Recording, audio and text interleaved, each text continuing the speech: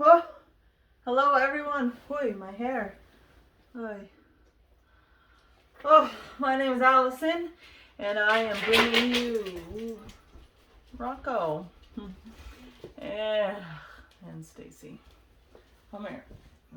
Okay. No, go lay down.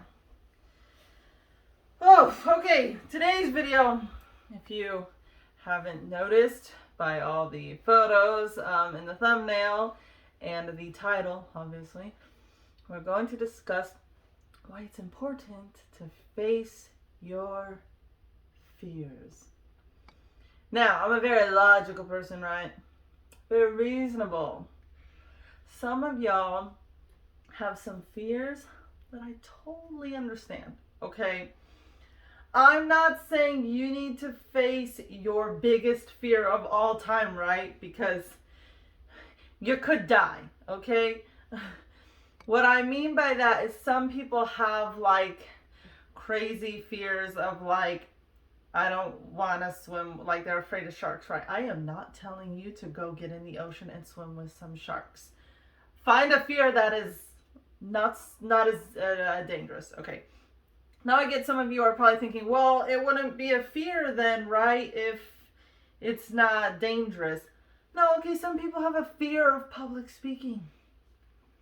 You know, that's not dangerous, you know, like, unless, you know, but you know, you get what I'm getting at, okay?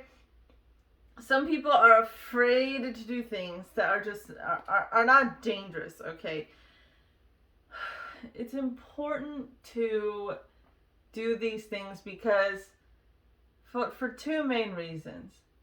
One, it builds confidence, and two, it helps you to realize that some of your fears, some of the things that you worry about, or you just are oh, can't do it. It helps you realize that some of those things are irrational, okay? It's not a logical thing to really be that worked up about, okay? Now again, I'm not asking you to put yourself in a situation where you have a full-blown panic attack or where you might die. Maybe start smaller, some of you. But some of us, we can go ahead and do the bigger things, right? For those of you who don't know, I have been on 7 cruises, right? 5 on Royal Caribbean and 2 on Norwegian. I both love and a little scared of the ocean. My biggest fear is drowning, okay?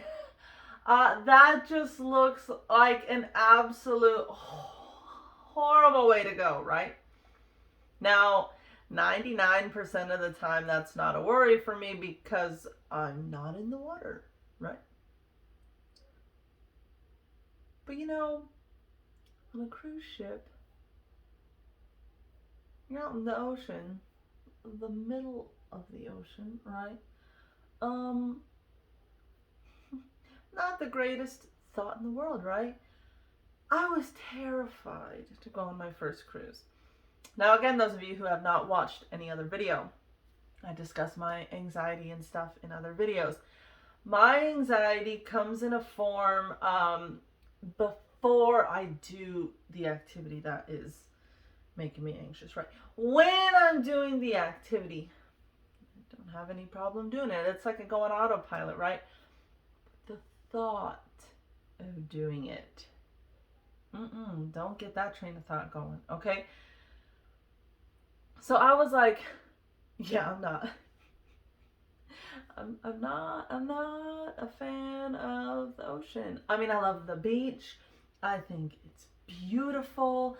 I love aquatic animals, you know, turtles, dolphins, all that jazz, right? But no thanks.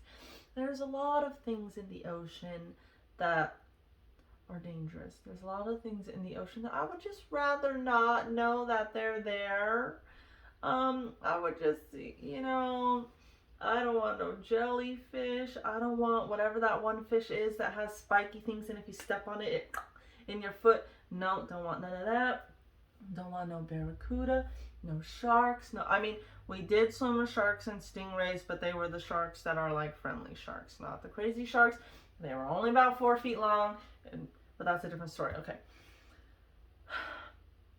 And we were in shallow water. The water was literally like waist deep. It was, Anyways, so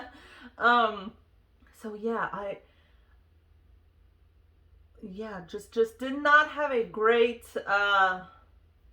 pre-cruise. Did not think. I thought I was going to be freaking out the whole time or worrying the whole time.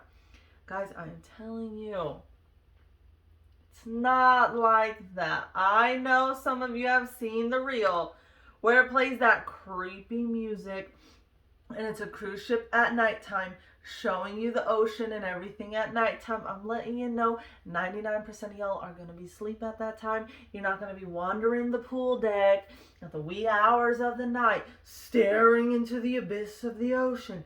If you find yourself doing that, you should probably go back to your room, okay? But it's not, no, during the day it's beautiful. You don't even really, unless you go up to one of those decks or you look out of your balcony or whatever and you're actually looking at the ocean, it's not like you just sit there and you see it all the time, like, oh, the ocean, oh. No, it's not. Half the time you probably won't even remember you're at sea, okay? It's not like, and those of you that are worried about, oh, look at Titanic, oh my gosh, stop. 1, look at how far our technology has come since the Titanic. 2, you see any icebergs floating around anywhere in this ocean? 3, the ships are like quadruple the size of the Titanic, okay? Go look at a picture of the Titanic, look at the stats of the Titanic, and then type in Symphony of the Seas or Wonder of the Seas or Icon of the Seas, Royal Caribbean, and you look at the size of that freaking ship.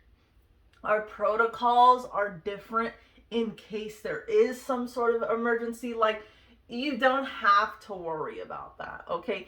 You know how many cruise ships I have been on and an engine has gone out, right? Like twice, okay? And all that means is the ship has to move slower than it would normally. It doesn't mean like your ship is just gonna sink or split in half and we're all gonna stop worrying about that, okay? Because I used to do the same thing. After my first cruise, I loved it.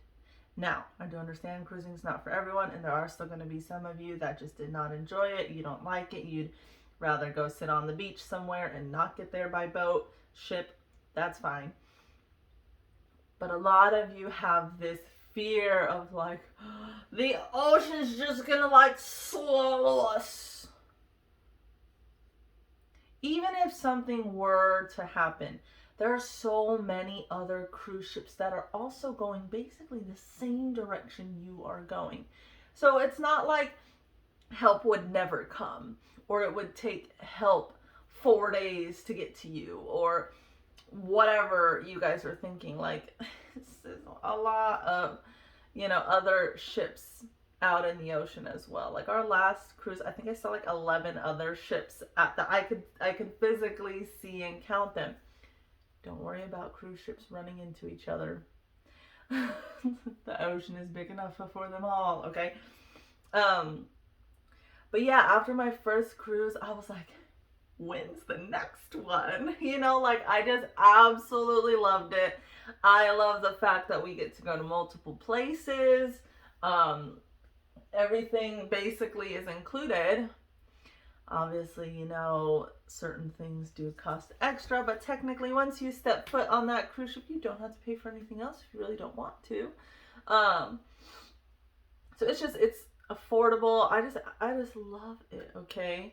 And other than maybe 2 or 3 kind of scenarios, I've never met someone on a cruise that was rude or, mean to other people. The only thing I will say is some people do lack some manners sometimes, especially the children. But you're kind of going to get that anywhere, you know, unless you go on maybe a cruise line that is geared more towards adults, like Celebrity or Virgin or, you know, whatever, that doesn't really have any kids.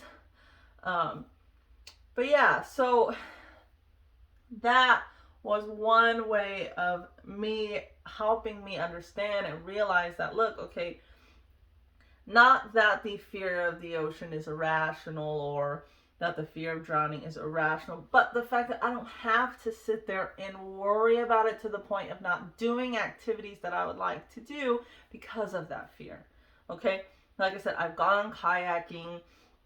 I've done the swimming with the stingrays and the sharks. What else have we done in the water? I won't jet ski. I won't do it. I won't parasail. No. Anything that could, again, potentially put me in a risky situation, which again, I guess some of you are probably like, oh, but jet skiing, you know, it's not that.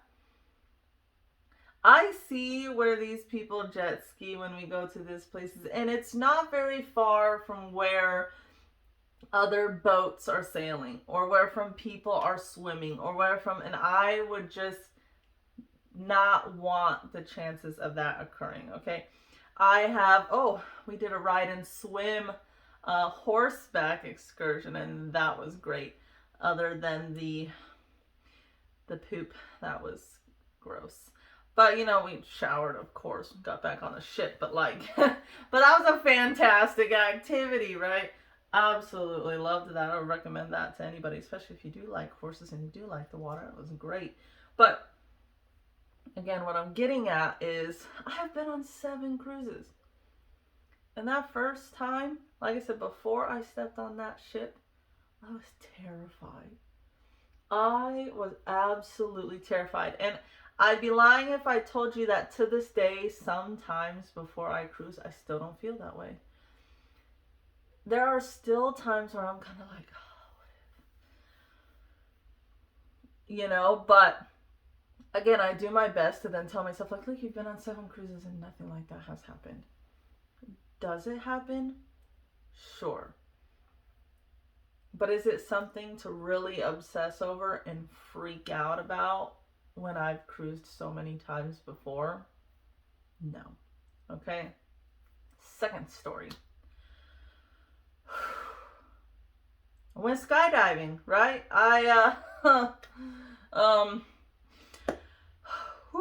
Wow. Okay, so I told myself I would do that at least once in my life, right? I didn't think it would be, I guess, so soon. We literally went to French Polynesia right before COVID. Obviously, nobody knew COVID was gonna hit, but we did Tahiti, Bora Bora, and Moorea, and then literally hopped on an 11-day cruise like 2 days later, right before COVID. This was end of December through January, so 2019 to 2020. And so 2 years ago, okay, so I was like 26. So I guess I didn't think it was I thought it was gonna be something maybe I did like in my 40s or something. I don't know. There was no date on it, right? It was just at some point in my life before I'm too old to do it. I don't know. But then I told my husband, if I'm going to skydive, it's got to be over some beautiful scenery, a beautiful place. I'm not skydiving over San Francisco. Okay, I'm not skydiving to Texas. Like, no. If I am going to, this was my thought process before skydiving, okay, if I'm going to plummet to the earth, it needs to be a beautiful scenery, okay? I need to see the beautiful water and the ocean and again, not San Francisco or Texas or wherever else in the United States people skydive, okay? And let me tell you one thing too, if you have done iFly indoor skydiving, it's not the same. It's not even close, okay? Don't base your opinion on skydiving off of the indoor one, all right? Also, those of you, like I told you my thought process beforehand, you're not plummeting to the earth, okay? you're not even necessarily falling. Like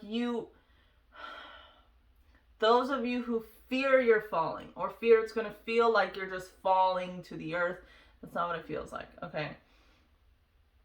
The first, I think it was 10 seconds. 10 seconds we are free falling. But again, nothing crazy. It does not feel like you're plummeting to the earth. And then they pull the chute, and then you just chill. You just float on down. Kind of like people who go tubing in the lazy river. Not whitewater rafting. We're talking about a lazy river, okay? Very smooth. Very just, I don't know, floating down. Takes a few minutes and you're done. I will say though, man, I don't know if you can get some padding or something to go up. That hurts so bad. The moment that man pulled that chute and that stuff said, whoop, I was like, oh, that hurts so bad. Okay. Mainly it just felt like it was like so tight and like as if it got even kind of tighter, you know?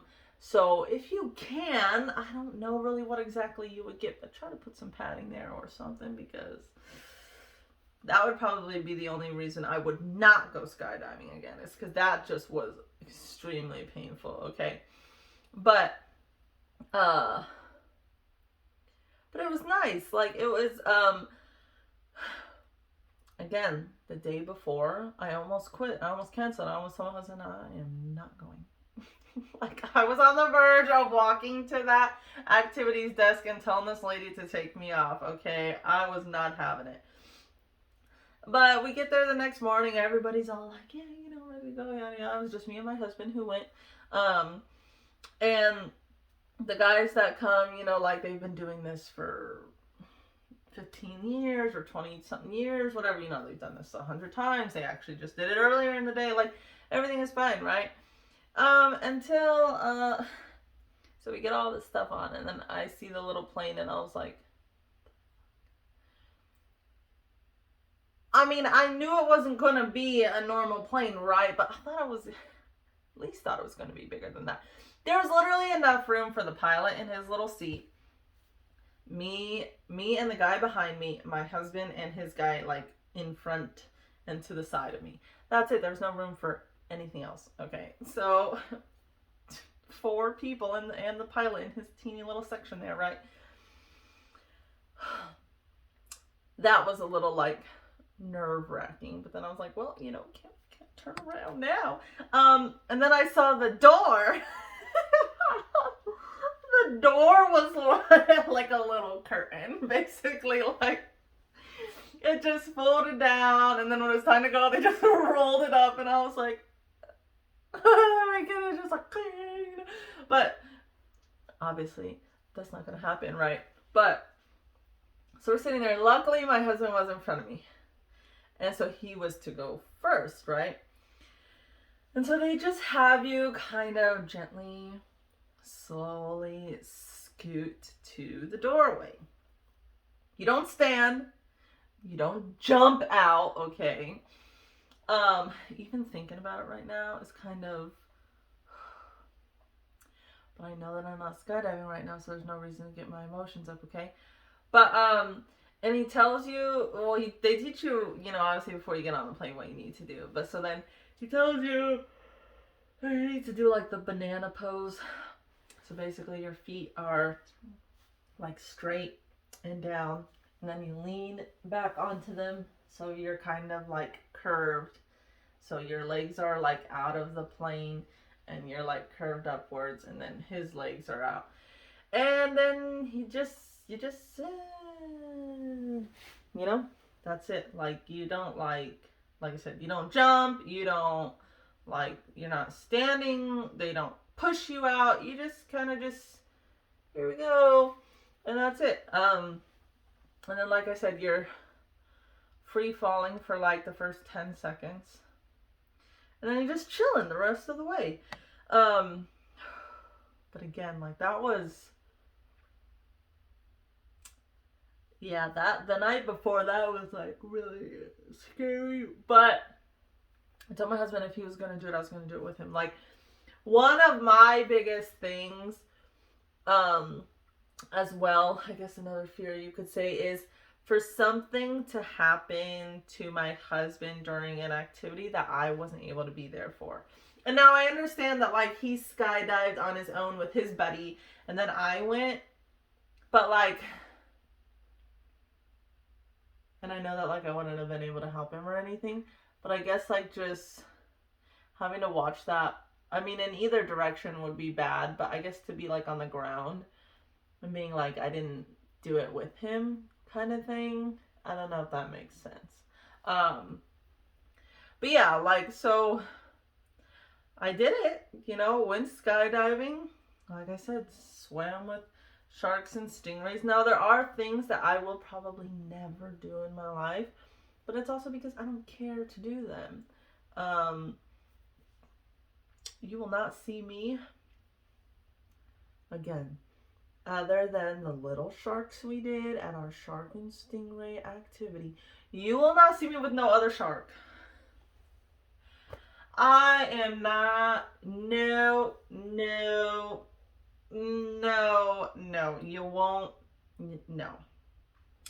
You will never see me do that Everglades stuff where I could see an alligator or a crocodile or whatever. No. I would like to do an African safari, but at the same time, some of those, I've been seeing those animals getting a little too close, and I don't know about that one either, okay? Maybe I'll just stick to the drive-through safaris we have here, right? But yeah, there are, like I said, again, I'm not telling you guys to go face your biggest, I will never bungee jump, okay? But I'm not telling you, just run out there and go face your biggest fear right now. Like I said, you still need to be smart about it, okay? Don't let people peer pressure you into things. But if it's something that you do want to do, or you would like to at least try, but you can't, that fear is just overcoming you, just do it. Sign up for it. Do the research if you need to. Ask other people how it went. Go and do it. Or don't look at the research. Don't just go in there not knowing anything other than what they will teach you when you get there. And just do it and have fun and have no expectations about it at all. But again, this was just mainly to show you guys that sometimes those things we fear are really not something we need to be obsessing over all the time, okay? Again, this video was a tad longer than I wanted it to be. I like to keep them around 20 minutes, but my name is Allison, and we will be getting into this a little bit more in another video if you would like, just because, again, I wanted to keep it under 20 minutes, and right now we are at 23 if you've made it this far. So for right now, I'm going to end this video, and I will see you guys in the next one.